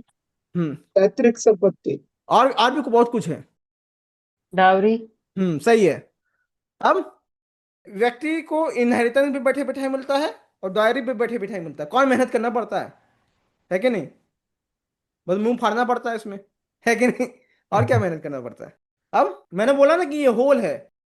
अब व्यक्ति गया, उसको खजाना मिल गया। अब व्यक्ति चलता गया, उसको एक एक रोशनी मिली, ओपनिंग मिली, ठीक है, ओपनिंग, उसको ओपनिंग मिला, तो उसको वो गुफा से भी बाहर निकल गया। तो गुफा में जाने से पहले और गुफा में जाने के बाद उसके लाइफ में बहुत बड़ा बदलाव आया, ट्रांसफॉर्मेशन आया। तो 8th हाउस ट्रांसफॉर्मेशन, परिवर्तन, बड़ा परिवर्तन, अचानक बड़ा परिवर्तन जो होता है 8th हाउस से देखा जाता है। अब यदि जो जैसे गुफा है जिसका एक स्टार्ट पॉइंट है, एक एंड पॉइंट है, पाइप की तरह है ना गुफा, गड्ढा। अब अब ह्यूमन बॉडी में कौन सा ऐसी चीज है जो पाइप की तरह होता है? इंटेस्टाइन। हाँ, इंटेस्टाइन, खास तौर पे बड़ी आंत, कोलन। क्योंकि कोलन सीधे गुदादार से होता है ना, एनस, एनस भी 8th हाउस से होता है, ओपनिंग। लिख लीजिए, मैंने लिखा नहीं है इसमें, लेकिन एनस भी, एनस मतलब क्या होता है? गुदा, समझ रहे हैं ना, एनस। तो एनस भी 8th हाउस से दिखा जाता है, ओपनिंग। जो जो बटक एरिया है वो 7th हाउस से देखा जाता है, और जो उसको ओपनिंग है एनस का, ठीक है, ओपनिंग वाला हिस्सा, वो 8th हाउस से देखा जाता है, रंध्र, छेद। अब आगे, अब चलिए मृत्यु भाव वाले सिग्निफिकेशन से हम लोग को रिलेशन बैठाते हैं। यदि आपके घर में, खुदा ना खासा किसी के घर में मृत्यु हो जाए किसी का भी, तो सबसे पहले कौन सा फीलिंग आएगा? दुख। दर्द, सैडनेस। सॉरो, दुख, पेन। और सॉरो 8th हाउस से देखा जाता है, किसी भी प्रकार का पेन, किसी भी प्रकार का दुख, सॉरो। अगर आपको, आपके साथ का व्यक्ति का कोई मर गया, ठीक है, आपके दोस्त के कोई पापा मर गए या माँ मर गई, तो आपको उसके लिए शोक प्रकट करना पड़ेगा, खेद प्रकट करना पड़ेगा। तो ग्रीफ, शोक या फिर खेद, ग्रीफ जो होता है, ये 8th हाउस से देखा जाता है। तो यदि दुख है, दर्द है, खेद है, शोक है, तो ये सब चीजें मिलके क्या बनाती है? कष्ट, मिजरी, है कि नहीं? मिजरी भी 8th हाउस से देखा जाता है। तो यदि आपके घर को कोई चाहने वाला मर गया, तो आपका दिल टूट जाएगा ना, तो ब्रेक डाउन, दिल टूटना, तो वो भी दिखाता है 8th हाउस से। आपका दिल भी टूटेगा, आपको गहरा आघात भी लगेगा, गहरा आघात, सेटबैक्स, कोई भी किसी भी प्रकार का सेटबैक्स अब ये सब जो मैं पढ़ा रहा हूँ उसको लिटरली नहीं लेना है, ये सब कीवर्ड्स आपको मिल गए, ठीक है, वो कैसे याद करें वैसे मैं बता रहा हूँ। अब कोई व्यक्ति मर गया है, उसको बॉडी का सबसे पहले क्या होता है? अंतिम क्रिया। पोस्टमार्टम। पोस्टमार्टम। तो जो पोस्टमार्टम होता है यानी शरीर का का परीक्षा, कैसे मरा, क्या मरा, ठीक है, मदर था कि बीमारी से मरा, सब होता है ना। अब पोस्टमार्टम क्या है? एक तरह का क्या है? सर्जरी है ना। सर्जरी है, सर्जरी। तो सर्जरी। सर्जरी भी, चीड़ फाड़, होल, चीड़ फाड़, शल्य चिकित्सा, सर्जरी 8 हाउस से देखा जाता है। अब व्यक्ति मर गया, आपके लिए कुछ छोड़ दिया, इंश्योरेंस, तो आपको इंश्योरेंस मनी मिल गया, तो आपको जो इंश्योरेंस मनी भी होता है ना, इनहेरिटेंस हो गया, इंश्योरेंस मनी हो गया, वो भी 8 हाउस से देखा जाता है, यानी बीमा द्वारा धन। अब आगे, अब 8 हाउस से 9th हाउस पे चलते हैं। हाँ मनोज जी बोलिए। सर एक क्वेश्चन है, हो सकता है यूजलेस हो, हम्म। बस वैसे ही मेरे काफी टाइम से दिमाग में था कि ये, जैसे ये हमारे 1 से 12वें हाउस तक पूरा लाइफ का चक्र है, पर हम्म। जैसे फर्स्ट में वो पैदा हुआ, दूसरे में उसने बोलना, वाणी आ गई, फ्रेंड्स आ हम्म। गए, मदर आ गई, संतानें आ गई, है ना, सब लाइफ का आपका 8th में खत्म हो जाता है हम्म। एक तरह से। तो ये हम्म। ऐसा क्यों होगा? मतलब वो 12th हाउस क्यों नहीं होगा? लाइफ जैसे फर्स्ट से शुरू हुई तो 12th हाउस में खत्म होनी चाहिए। नहीं, तो हम बता रहे हैं इसमें क्या होता है कि यदि फर्स्ट हाउस शरीर का पैदाइश है, तो 12th हाउस क्या है? अंतिम क्रिया, शरीर का अंत। 8 हाउस होता है जीवात्मा चली गई, शरीर तो अभी भी है कि नहीं? तो जन्म क्या किसका होता है? आत्मा का थोड़ी ना जन्म होता है, शरीर का जन्म होता है। ठीक है। समझे कि नहीं? हाँ हाँ। हम्म। तो अब इसमें 9th हाउस जो होता है वो होता है पितृभाव, हाउस ऑफ फादर। अब 9th हाउस एक और चीज होता है, गुरु भाव, हाउस ऑफ प्रीसेप्टर, या फिर टीचर भी कह सकते हैं, वो व्यक्ति जो आपको अंधेरे से उजाले की तरफ ले जाए, ठीक है, गुरु मार्गदर्शक, पथ प्रदर्शक। चलिए अब पितृभाव से कोरिलेशन बताते हैं। जब भी व्यक्ति पैदा हो तो उसके पिता उसको क्या सिखाते हैं? सबसे पहली शिक्षा तो क्या करते हैं कि बेटा ये चीज सही है, ये चीज गलत है कि नहीं? यही ना करते हैं आप लोग? अब पिता होगा अपने बच्चे को सिखाते हैं ये नहीं, ये चीज गलत है, ये चीज कभी मत करना, सच बोलना अच्छी बात है, या फिर क्या कहते हैं जो बेगर्स हैं उनको कुछ खाने पीने का देना चाहिए, पैसा देना चाहिए, झूठ नहीं बोलना चाहिए। तो क्या सही है क्या गलत है? राइचियसनेस यानी धर्म, राइचियसनेस जो होता है वो दिखाता है 9th हाउस से। अब अब आपके अंदर सही गलत की पहचान आए, आपको पता चले कि गरीब व्यक्ति का भला चाहना चाहिए, या फिर कोई परोपकार पुण्याय पापाय परपीडनम, ठीक है, यानी आपको ये पता चल गया कि दूसरे का भला करने से पुण्य की प्राप्ति होती है और दूसरे को पीड़ा पहुंचाने से पाप की प्राप्ति होती है, पाप भोगने को मिलता है। तो उससे आपको क्या डेवलप होगा आपके मन में, आपके जीवन में क्या डेवलप होगा? काइंडनेस, दयालुता। समझ में आ रहा है कि नहीं? बिल्कुल। अब आप में राइचियसनेस है, काइंडनेस है, तो आप में रिलीजियस इंक्लिनेशन भी तो बढ़ेगा, धार्मिक झुकाव, रिलीजियस इंक्लिनेशन 9th हाउस से देखा जाता है। यदि आप दयालु व्यक्ति हैं, दूसरे का भला चाहते हैं, भगवान में विश्वास रखते हैं, तो आप में भगवान के प्रति आस्था बढ़ेगी, आस्था आस्था भी होता है, ठीक है, भगवान से मिलने का भी मन करेगा। तो भगवान से मिल आज की जमाने में भगवान से कैसे मिल सकते हैं? तीर्थ यात्रा पे, पिलग्रिमेज, तीर्थ यात्रा भी हो सकता है, धार्मिक यात्रा, कैसी भी धार्मिक यात्रा जो होता है वो दिखाता है 9th हाउस से। यदि 9th हाउस तीर्थ यात्रा, धार्मिक यात्रा है, तीर्थ यात्रा बैठे बैठे तो हो नहीं सकता, उसे लंबी जर्नी करना पड़ता है कि नहीं? तो लॉन्ग जर्नी, 3rd हाउस दिखाता है नॉर्मल जर्नी, शॉर्ट जर्नी, ये दिखाता है लॉन्ग जर्नी जो बहुत रेयर करते हैं आप। तीर्थ यात्रा जीवन में 1 ही 2 बार व्यक्ति करता है, कुछ लोग तो 10 10 बार करते हैं तो अब इसमें कि जो लॉन्ग जर्नी जो बार बार नहीं हो सकती, पहले के जमाने में क्या होता था कि बूढ़े हो जाते थे तो लोग कि तीर्थ यात्रा पे जाते थे, फिर वापस नहीं आ पाते थे क्योंकि पैदल था जमाना, है कि नहीं? तो ये जो 9th हाउस दिखाता है लॉन्ग जर्नी दिखाता है, लिख लीजिए।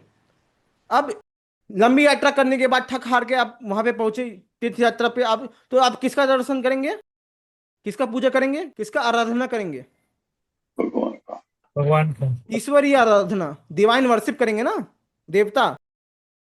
अब इतना सब मेहनत करके आप ईश्वरीय आराधना कर रहे हैं तो आपको क्या मिलेगा? शांति। Divine blessing, blessing of God, भगवान का आशीर्वाद मिलेगा ना, और क्या मिलेगा? भगवान के आशीर्वाद से जीवन में क्या बढ़ता है?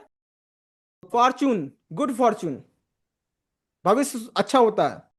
और गुड फॉर्चून को एक शब्द में क्या कहते हैं? लक, भाग्य। कैसे देखिए, पिता से कैसे हम लोग भाग्य पे पहुंच गए को रिलेट करते करते। इसको बनाने में इतना हालत खराब हुआ मेरा। अब अगला देखते हैं। अब हम लोग गुरु भाव से कोरिलेशन बताते हैं नाइन्थ हाउस का। अब ये जो गुरु है, जो आपका टीचर है, तो नाइन्थ हाउस आपके गुरु को भी दर्शाता है। प्रिसेप्टर, जो आपको अंधकार से प्रकाश की ओर ले जाए।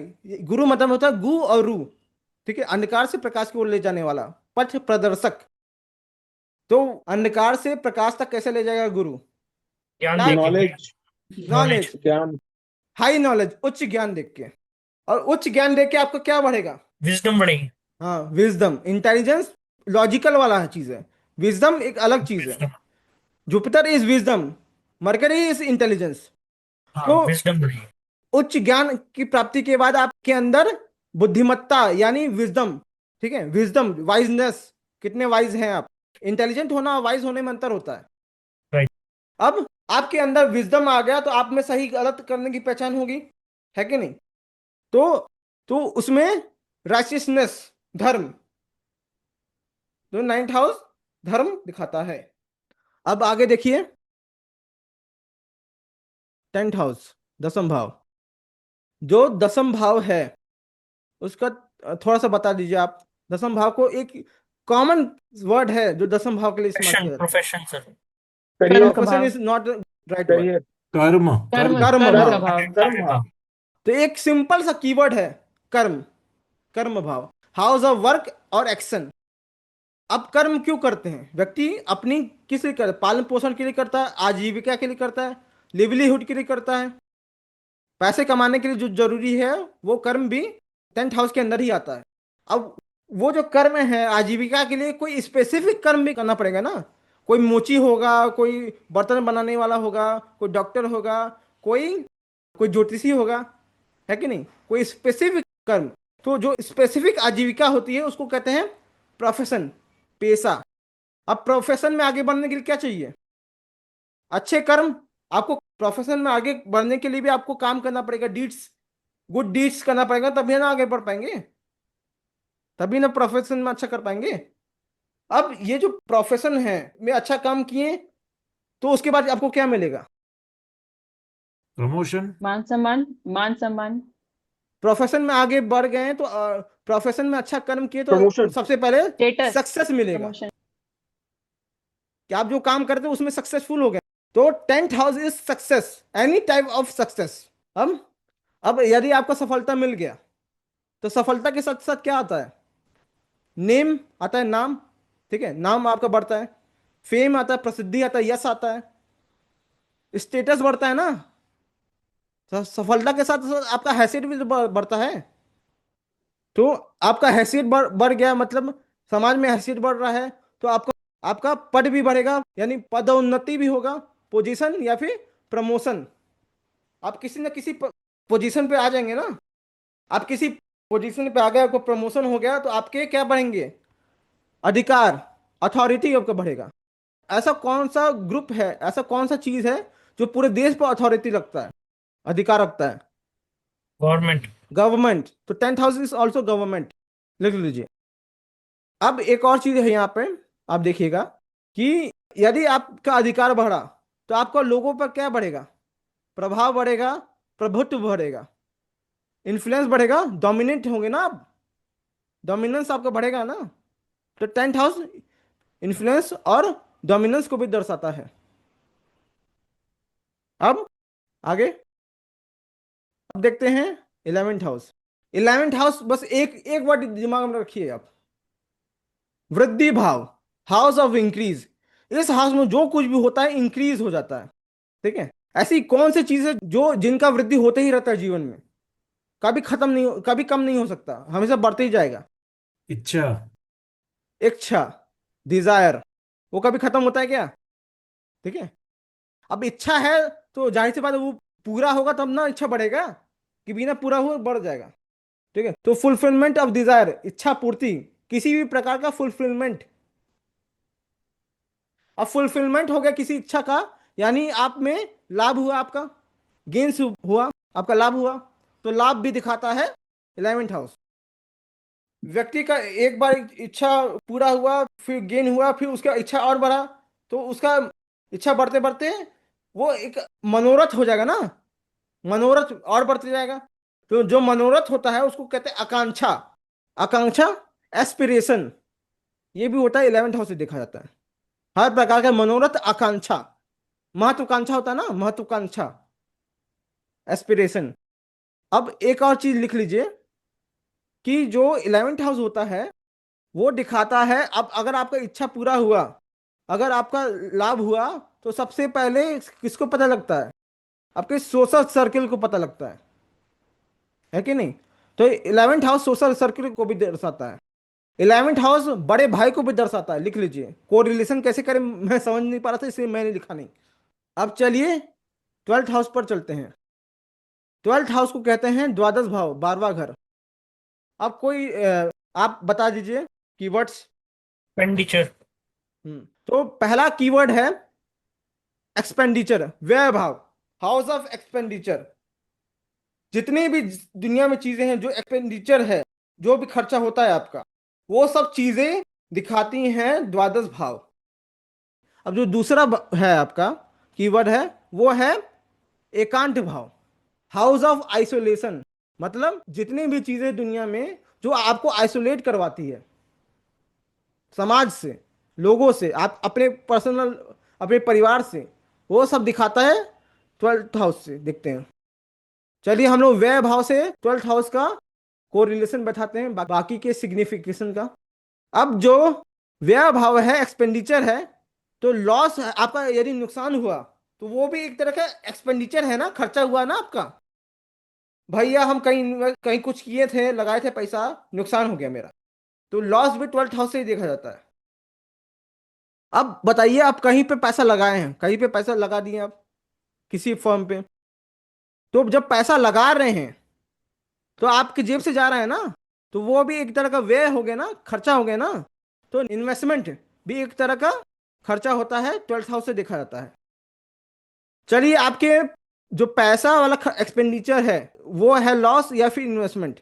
अब आपके रिलेशनशिप का एक्सपेंडिचर हो गया, कोई आपसे दूर चला गया, ठीक है, कोई कोई आपसे दूर चला गया, कोई आपसे व्यय हो गया, तो जो सेपरेशन होता है, किसी भी प्रकार का सेपरेशन, वियोग, वो दिखाता है 12th हाउस।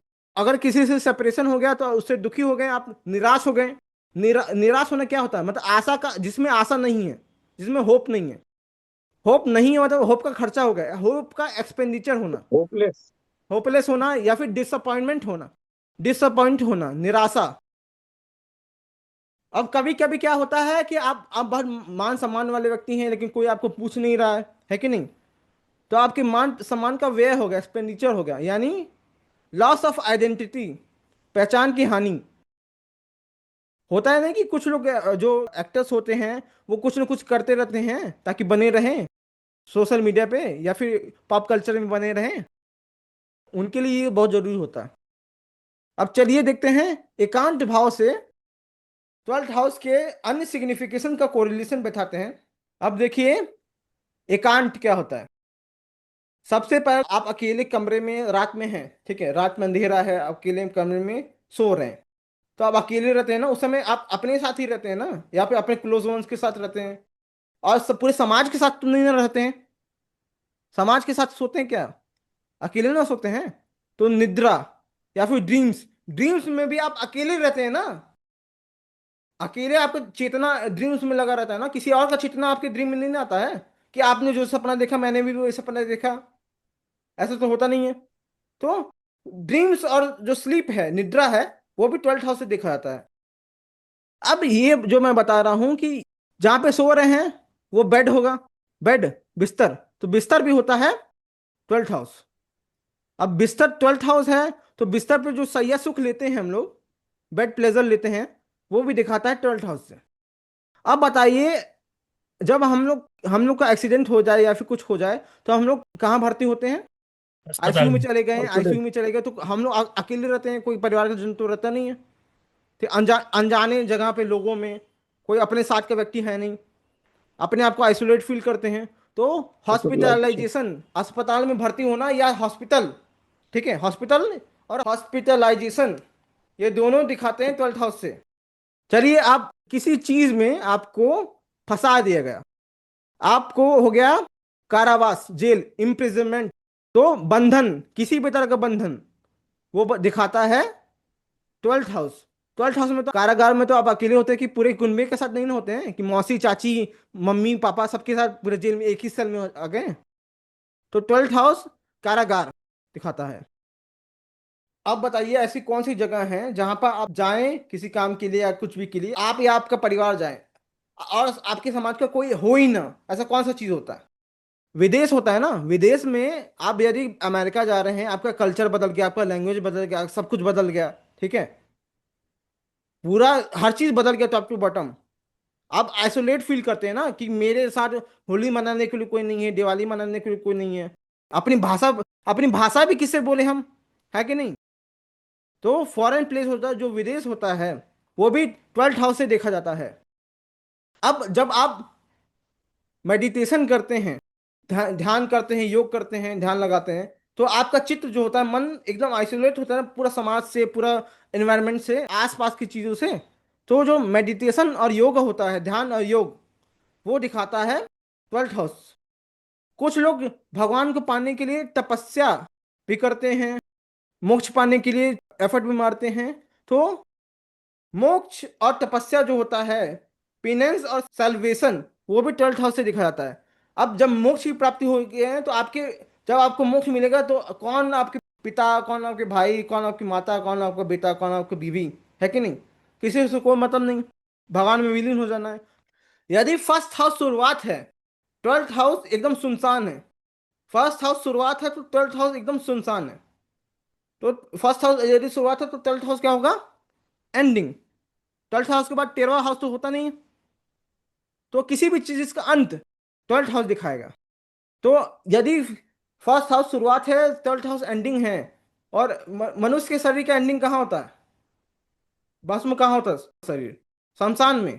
12th हाउस शमशान में दिखाता है। लिख लीजिए, मैंने लिखा नहीं है।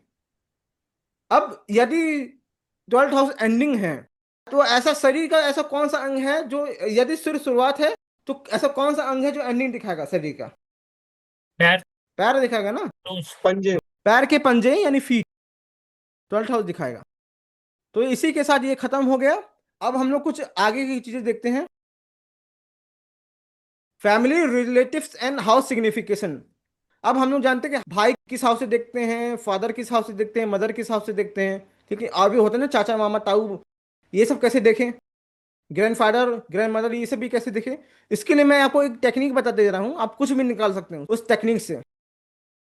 आपके पास 12 हाउसेस हैं, तो ये जो 12 हाउसेस हैं आपके पास, आपको पता है जो फर्स्ट हाउस होता है वो सेल्फ होता है, खुद। अब जो रिलेटिव यदि देखें, तो जो आपका थर्ड हाउस होता है, वो ब्रदर दिखाता है, सिबलिंग्स दिखाता है, ब्रदर दिखाता है, मतलब सहोदर, एक ही उधर से जन्म लेने वाला, एक ही गर्भ से जन्म लेने वाला। अब जो फोर्थ हाउस होता है वो मदर दिखाता है, ये पता है आपको। जो फिफ्थ हाउस होता है वो चाइल्ड दिखाता है, संतान दिखाता है। जो सेवन्थ हाउस होता है वो आपका स्पाउस दिखाता है। जो नाइन्थ हाउस होता है वो आपको फादर दिखाता है। ये सब पता है आपको। तो अब ये देखिए, यदि आपको ये देखना है कि आपकी मदर का रिलेटिव कौन कौन है, आपका आपको अपने मदर का रिलेटिव देखना है, वो किस हाउस से देखना है। तो अब बताइए, मदर का भाई कैसे देखेंगे? मदर से थर्ड हाउस देखेंगे, मतलब फोर्थ हाउस से थर्ड हाउस देखें। फोर्थ हाउस से थर्ड हाउस कहाँ पे आएगा? Six house. सिक्स हाउस पे आएगा। यदि फोर्थ हाउस से थर्ड हाउस सिक्स हाउस है, थर्ड हाउस ब्रदर होता है, फोर्थ हाउस मदर है, तो मदर का ब्रदर होगा। तो सिक्स हाउस दिखाता है मदर का ब्रदर, सिबलिंग्स, यानी कि मैटरनल अंकल। तो आपके लिए आपको मामा देखना है तो सिक्स हाउस से देखेंगे। एकदम मैट के जैसा है एकदम। यदि आपको ये देखना है कि जो मदर की मदर को देखें, कैसे देखें, मदर से फोर्थ हाउस कौन सा हाउस पड़ा? Seventh. Seventh seventh house. House. Mother से फोर्थ हाउस बना। फोर्थ हाउस मदर है, और मदर से फोर्थ हाउस उसकी मदर हो गई। तो जो सेवंथ हाउस हुआ हम लोग की कुंडली में, जो सेवंथ हाउस पड़ेगा वो मदर की मदर, यानी हमारी मैटरनल ग्रैंड मदर, जो कि हिंदी में नानी कहते हैं जिसको। लॉजिकल है कि नहीं? बिल्कुल। अब बताइए कि यदि हमको देखना है मदर के फादर, तो नाइन्थ हाउस हमारा फादर है, तो मदर के फादर किसे देखेंगे? मतलब मदर से नाइन्थ हाउस, यानी फोर्थ हाउस से नाइन्थ हाउस, जो कि बनता है 12th house. Twelfth house. तो जो ट्वेल्थ हाउस है वो बना मदर का फादर, यानी मैटरनल ग्रैंडफादर, जो कि होता है नाना। सिस्टम समझ में आया? अब चलिए, अब मदर को छोड़ते हैं, अब फादर पे चलते हैं। अब यहाँ पर फादर होता है नाइन्थ हाउस। अब यहाँ पे हम लोग फादर का रिलेटिव देखेंगे, फादर्स रिलेटिव। तो यदि हम लोग फादर का भाई देख रहे हैं, तो भाई है थर्ड हाउस आपकी कुंडली में, तो फादर का थर्ड हाउस देखेंगे, तो नाइन्थ हाउस से थर्ड हाउस 11th हाउस। तो आपकी कुंडली में आपका 11th हाउस फादर का भाई दिखाएगा, सिबलिंग दिखाएगा, चाहे बुआ भी हो सकती है, चाचा भी हो सकता है। तो यहाँ पे आपका 11th हाउस फादर का सिबलिंग, पैटर्नल अंकल भी हो सकता है, या फिर पैटर्नल आंटी भी हो सकती है, चाचा हो गए, बुआ हो गई, ये हो सकता है। जहाँ पे आप मैटरनल अंकल लिए थे मामा, वहाँ पे आप मौसी भी ले सकते हैं, ठीक है। यहाँ पे पैटर्नल अंकल चाचा लिए, तो यहाँ पे बुआ हो गया।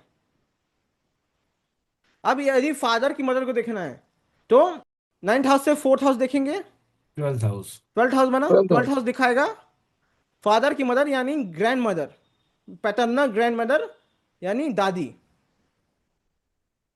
अब यहाँ पे ये देखिए, यदि फादर का फादर देखना है, मतलब फादर से नाइन्थ हाउस देखना है, नाइन्थ हाउस से नाइन्थ हाउस देखना है, जो कि होता है 5th हाउस। फिफ्थ हाउस, यानी फिफ्थ हाउस हो गया आपके फादर के फादर, बाप का बाप, ग्रैंडफादर, पैटर्नल ग्रैंडफादर यानी दादा।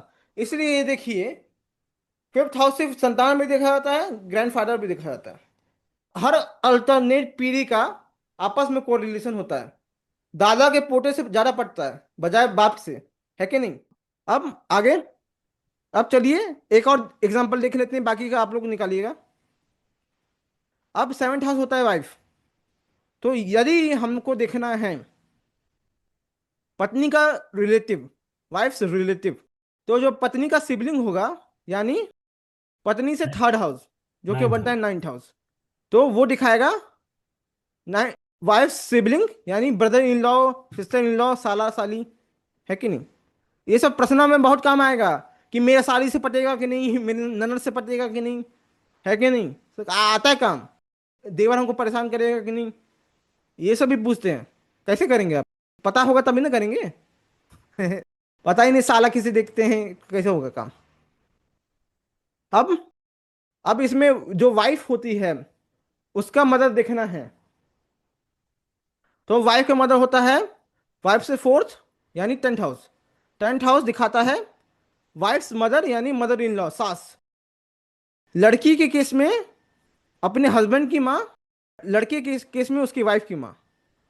तो अगर कोई लड़की का आपको आ रहा है प्रश्न, क्या मेरे सास से मेरा पटेगा, तो यह आपको देखना है कि फर्स्ट हाउस का स्वामी और 10th हाउस का स्वामी आपस में 6 8 12 में तो नहीं ना बैठे हैं, छठे आठवें में नहीं, सदास्तक नहीं ना बैठे हैं, या द्वादश नहीं ना बैठे हैं। वो मैं एग्जाम्पल द्वारा समझाऊंगा आपको, लाइव एग्जाम्पल दिया जाएगा।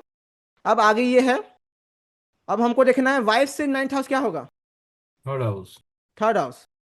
थर्ड हाउस हो गया 9th हाउस, तो वाइफ का father, wife's father, father in law, ससुर। लड़की के केस में उसके हस्बैंड का पिता, यानी उसका ससुर। ससुर दहेज मांगेगा कि नहीं, ससुर अरंगत डालेगा कि नहीं, ठीक है? ये सब भी आप आराम से कर सकते हैं। अब आगे देखते हैं। अब हाउस एंड प्लेनेट का सिग्निफिकेशन, जो हाउस का सिग्निफिकेशन हमको तो पता लग गया, अब उसके साथ प्लेनेट का सिग्निफिकेशन हम लोग कैसे कोरिलेशन बैठाएं, इसे हम लोग समझेंगे कि हाउस और प्लेनेट का कोरिलेशन हमको देखना है। अब ये जो लिस्ट है जो मैं आपको देने वाला हूं, ये लिस्ट प्रीवियस कोर्स के बच्चे के पास है। अब मैंने क्या बताया, फर्स्ट हाउस बॉडी दिखाता है, इन्फेंसी दिखाता है, एनर्जी दिखाता है। फर्स्ट हाउस हेड भी है ना, तो हेयर भी दिखाता है। अब ये जो है, तो फर्स्ट हाउस और सन बॉडी दिखाता है और हेड दिखाता है, फर्स्ट हाउस और मून इन्फेंसी दिखाता है। अगर मान लीजिए हम लोग जातक शास्त्र पढ़ रहे हैं, जन्म कुंडली पढ़ रहे हैं, तो फर्स्ट हाउस तो इतनी सारी चीजें दिखा रहा है ना। यदि कोई प्रॉब्लम है तो उसके किस एरिया, किस सिग्निफिकेशन में है, तो उसको कैसे करें। यदि फर्स्ट हाउस और सन खराब है तो बॉडी से रिलेटेड प्रॉब्लम होगा। फर्स्ट हाउस और मून खराब है तो जब आप छोटे थे, जन्म थे, बच्चे थे, तब प्रॉब्लम था। फर्स्ट हाउस और मार्स खराब है तो बॉडी में पेन होता है, एनर्जी, लेथार्जिक होते हैं। फर्स्ट हाउस और सैटर्न खराब है तो हेयर का प्रॉब्लम होता है, हेयर डेंसिटी कम होता है। ऐसे करना है, प्रश्न में इतना जरूरी नहीं है आपको याद करना प्लैनेट, क्योंकि सामने वाला व्यक्ति आपके पास, आपके सामने आएगा कि मेरा शरीर में थकान होता है, ये कह के आएगा।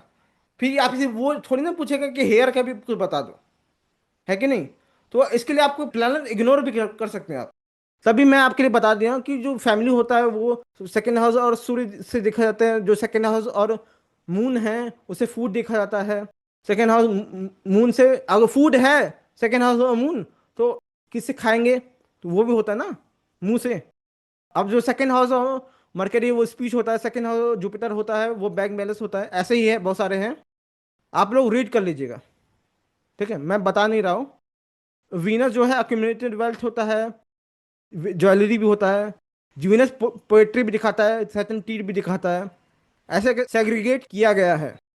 अब मैं बता रहा हूँ कि यदि प्रश्न में सामने वाला बोला नहीं, अगर सामने वाला बोला कि हमको कौन सा प्रोफेशन करना है, सामने वाले का लगनी है या फिर टेंथ लॉर्ड आया सेकेंड हाउस में, आपको पता नहीं है कि सेकेंड हाउस में तो इतने सारे सिग्निफिकेशन है ना, तो आप कौन सा बोलेंगे प्रोफेशन। दांत से जुड़ा प्रोफेशन यूज करे, या तो पोएट्री करे, या तो गले से जुड़ा ज्वेलरी बनाए, है कि नहीं। ज्वेलरी गले गले में पहना जाता है ना, इसे थ्रोट और ज्वेलरी ही होता है इसमें।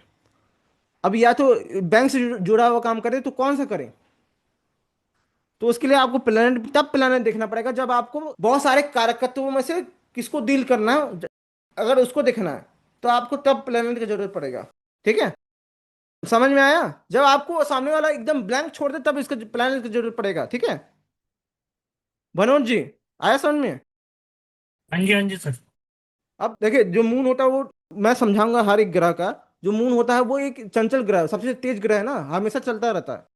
तो मून को ट्रैवलिंग से भी जोड़ा गया, और ट्रैवलिंग थर्ड हाउस का सिग्निफिकेशन सेम हो गया, शॉर्ट जर्नीज, ठीक है। मून होता है अपर लंग्स भी दिखाता है। मार्स जो होता है सेनापति है ना, तो करेज भी दिखाएगा। ऐसे ऐसे आप देखते जाइए। मरकरी हो गया, वीनस हो गया, लोअर नेक हो गया, हार्डवर्क भी हो गया। Fourth house of mercury education, primary education दिखाता है। जुपिटर फोर्थ हाउस और जुपिटर हैप्पीनेस दिखाता है। जिसकी कुंडली में फोर्थ हाउस खराब है, जुपिटर खराब है, वो खुश नहीं रह सकता। उसको कितना कुछ दे दो वो खुश न रहेगा, नहीं, अंदर से दुखी रहेगा। फोर्थ हाउस और सन हार्ट दिखाता है, हार्ट अटैक। हार्ट अटैक पढ़ेंगे ना आप लोग, हार्ट अटैक कैसे होता है। प्रीवियस कोर्स में मैंने हार्ट अटैक का सूत्र बताया, तो सन और मैंने फिफ्थ हाउस यूज किया था। अब जो फिफ्थ हाउस होता है वो मरकरी, सारे मरकरी के ट्रेड, यानी इंजॉयमेंट होता है, इंटेलिजेंस होता है। जुपिटर होता है चिल्ड्रन का कारक होता है फिफ्थ हाउस। लोअर लीवर भी दर्शाता है, गॉल ब्लेडर भी दर्शाता है, स्कॉलरशिप भी दर्शाता है। वीनस रोमांस दर्शाता है, एंटरटेनमेंट दर्शाता है। राहु डिप्लोमेसी दर्शाता है, राहु जुआ है ना, गैम्बलिंग दर्शाता है। पैटर्नल ग्रैंड फादर भी दर्शाता है। केतु और फिफ्थ हाउस मंत्र रिसाइटेशन दर्शाता है। जिसका फिफ्थ हाउस और केतु खराब है वो मंत्र रिसाइट नहीं कर सकता, बहुत लंबे समय तक मंत्र रिसाइट करने बैठ नहीं सकता। सन देखिए फायर है, अग्नि है, इन्फ्लेमेशन है, जलन है, ठीक है। सिक्स हाउस और सन इन्फ्लेमेशन देता है, मतलब अपच अपच देता है, एसिडिटी देता है, ठीक है। सिक्स हाउस मार्स एनिमी दिखाता है, कॉन्फ्लिक्ट दिखाता है, डिस्प्यूट दिखाता है, एक्सीडेंट दिखाता है, कंपटीशन दिखाता है। अब six house of Mercury maternal uncle दिखाता है। अब six house Saturn large intestine दिखाता है, डिजीज दिखाता है, सर्वेंट सबऑर्डिनेट सर्विस दिखाता है, बॉडी के थकान, बॉडी एक्सर्शन दिखाता है, वरीज दिखाता है, फ्रॉड दिखाता है। नहीं, सिक्स हाउस और राहु फ्रॉड दिखाता है। सेवन्थ हाउस में मून ओवरी दिखाता है, यूटेरस दिखाता है, place of resident at a distance दिखाता है, मार्स हस्बैंड दिखाता है। अब ये जो मार्स है वो मेल जेनेटर हो गया, मरकरी हो गया, ट्रीड हो गया, जुपिटर हो गया, प्रोमिनेंस इन सोसाइटी हो गया, वीनस हो गया, यूरेटर हो गया। अब जो एट हाउस है और मार्स किलिंग दिखाता है, सडननेस दिखाता है। एट हाउस और जुपिटर सडननेस दिखाता है, इनहेरिटेंस दिखाता है। एट हाउस और राहु सीक्रेट्स दिखाता है, रिसर्च दिखाता है। नाइन्थ हाउस और सन दिखाता है फायदा, नाइन्थ हाउस और जुपिटर दिखाता है good Fortune luck. Tenth house और सन दिखाता है rank status profession authority. Tenth house और सैटर्न दिखाता है profession livelihood deeds. 11th house और जुपिटर दिखाता है fulfilment of desire gains income. 12th house और मून दिखाता है ड्रीम्स कॉन्शियसनेस सब कॉन्शियसनेस। 12th हाउस और जुपिटर दिखाता है इन्वेस्टमेंट वीनस सेक्सुअल प्लेजर। अब 12th हाउस और सैटर्न दिखाता है डिले। 12th हाउस और राहु दिखाता है imprisonment physical restraint foreign place. 12th house और केतु दिखाता है paternal grand mother maternal grand father nirvana या फिर मोक्ष सुपर कॉन्शियसनेस योगा और मेडिटेशन।